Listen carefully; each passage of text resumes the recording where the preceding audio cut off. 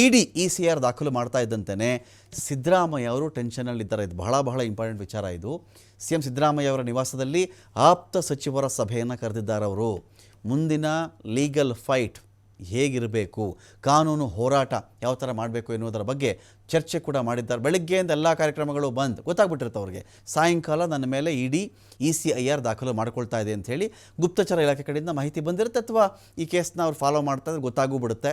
ಇಲ್ಲ ದೂರ ಹೋಗಿದ್ಯಪ್ಪ, ಇವ್ರು ಬಿಟ್ಟರೆ ಅವ್ರೇನು ಮಾಡ್ತಾರೆ, ಅವ್ರು ಬಿಟ್ಟರೆ ಇವ್ರೇನು ಮಾಡ್ತಾರೆ ಅಂಥೇಳಿ. ಹಾಗಾಗಿ ಬೆಳಗ್ಗೆಯಿಂದ ಸಿದ್ದರಾಮಯ್ಯ ಅವರಾಗಿಲ್ಲ, ಹಿಂದಿನ ನಮ್ಮ ಥರ ಟಫಾಗಿ ಕಾಣಿಸ್ತಾರಲ್ಲ ಆ ತರಹದ ಸಿದ್ದರಾಮಯ್ಯನವರು ಇವತ್ತು ಬೆಳಗ್ಗೆಯಿಂದ ಕಾಣಿಸಿಲ್ಲ. ಅನೇಕ ಕಾರ್ಯಕ್ರಮಗಳು ರದ್ದು ಮಾಡ್ತಾರೆ. ನಾವು ಕೇಳಿಲ್ಲ, ತುಂಬ ಅನಾರೋಗ್ಯದ ವಿಚಾರ ಇದೆ, ತುಂಬ ಹುಷಾರಿಲ್ಲ ಅವ್ರಿಗೆ ಎಂದಾಗ ಆಗ ಅವರು ಮಾತನಾಡಿ ಆ ಥರ ಕಾರ್ಯಕ್ರಮ ರದ್ದು ಮಾಡಿದ್ದು ಬಿಟ್ಟರೆ, ಅಥವಾ ಕೆಲವು ಅನಿವಾರ್ಯ ಪ್ರವಾಸದ ಕಾರಣಕ್ಕೆ ರದ್ದು ಮಾಡಿರೋದು ಬಿಟ್ಟರೆ ಇಂಥ ಕೇಸಲ್ಲಿ ಅವ್ರು ಯಾವತ್ತೂ ಮಾಡಿಲ್ಲ. ಆದರೆ ಇವತ್ತಿದೆಯಲ್ಲ, ಸಿದ್ದರಾಮಯ್ಯನವರು ಇವತ್ತು ಬಹಳ ಒಂಥರ ಗಂಭೀರವಾಗಿದ್ದಾರೆ. ಅವರು ಎಲ್ಲೂ ಆಚೆ ಕಾಣಿಸ್ಕೊಂಡಿಲ್ಲ. ಅವರು ತಮ್ಮ ಆಪ್ತರನ್ನು ಕರೆದಿದ್ದಾರೆ, ಸಭೆ ಮಾಡಿದ್ದಾರೆ. HK ಪಾಟೀಲ್ರಿದ್ದರು, ಕಾನೂನು ಸಚಿವ ಅವರು, ಕೃಷ್ಣ ಬೈರೇಗೌಡರು ಕಂದಾಯ ಸಚಿವರು, HC ಮಹದೇವಪ್ಪನವರಿದ್ದರು, ಪೊನ್ನಣ್ಣ ಇದ್ದರು, ಅನೇಕ ವಕೀಲರು ಕೂಡ ಭಾಗಿಯಾಗಿದ್ದಾರೆ.